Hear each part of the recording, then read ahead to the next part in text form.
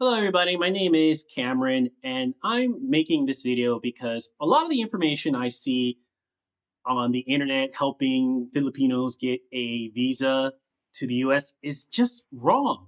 Most of these people have never even stepped foot inside a US embassy.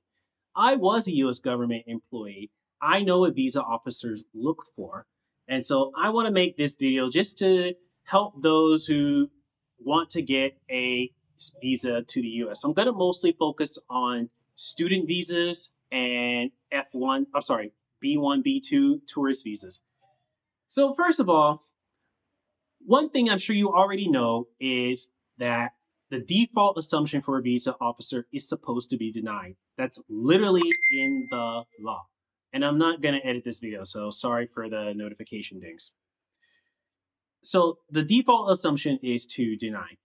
That is why it is so important that you are able to overcome that by convincing the officer that you genuinely intend to do what you say you're going to do. There are red flags that they look for, and we can go over them briefly. Obviously, not having a good job, no travel history, lack of income, also unmarried, believe it or not. I don't really like going over these long lists of red flags because every application should have red flags. And an application, in fact, that doesn't have any red flags is in of itself a red flag. They're going to assume maybe they fluffed or wasn't exactly totally honest when they filled out their DS-160. So but the most important thing is to be able to paint a big picture.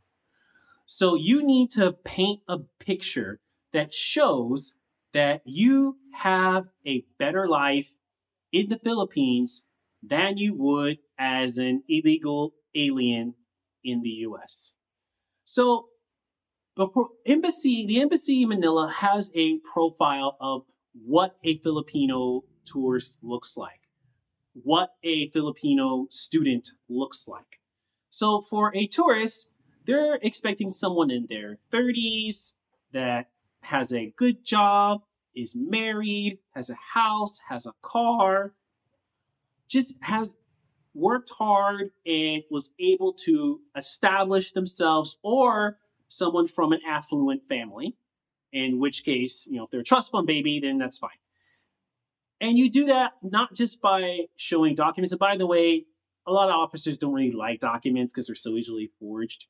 But you just need to be able to demonstrate that you can keep a job, that you do have savings, that you are able to commit to things and stick to things.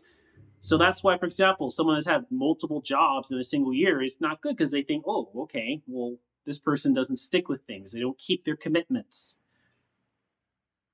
Sorry, I have sweat on my face. And then on top of that, you also need to be able to show that what you are doing, that you have the money, but more so not just having a document to show that you have the money. They want to know how you got the money. So they know that certain jobs pay certain salaries. So if you say, oh, well, I work at SM, but yet you have 1,000,000 pesos in your account, that's not normal. You need to have a good explanation for how an SM, a mall worker, got that kind of money in her savings account, because that's a red flag. Usually they're going to think, if you're a female, that some guy put that money in your account to meet the requirement. If you're in your late 30s and you're not married and you don't have any children, that's not so common. In other countries, it may not be a big red flag, but in the Philippines, it is, because most professionals by their mid to late 30s are married and have children. So you'll need to be able to explain why that is not the case with you. A student. Now, students actually don't need to show strong ties to the Philippines, unlike tourists, but they do have a profile of what a student looks like. And that is obviously young. They went to private school. Their family is upper middle class or affluent. And so when someone doesn't meet that profile, well, they're going to want to know why. Like, it's expensive to study in the U.S. How are you paying for that? So if you're just a lower middle class person, how are you getting the money to study in America? Is your family just pooling all their resources in order to pay for this? That's fine. You just need to be able to explain it. Don't just say, oh, yeah, my dad has $1,000,000 in his account. What does he do? Oh, well, he's a construction worker. No. I mean, and you don't have that long, by the way. You only have about 1 to 3 minutes. What you need to say is, well, I did the best in school, so my family decided that they're going to pour all their resources into me so then I can study in the US and be able to get a good job. That's a believable explanation. So the biggest thing when it comes to getting a visa is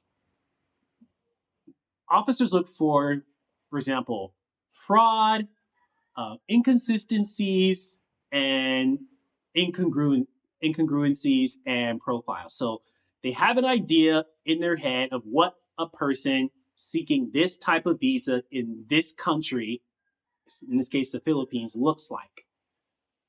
So it doesn't mean that if you don't fit that you can't get a visa and you'll automatically be denied. It just means that you're going to have to try a little bit harder. I can help you with that. Just check out my site, busybodyvisa.com, and we can do a 45-minute private session to go over your DS-160 and also help you with your interview. Thank you very much. Bye.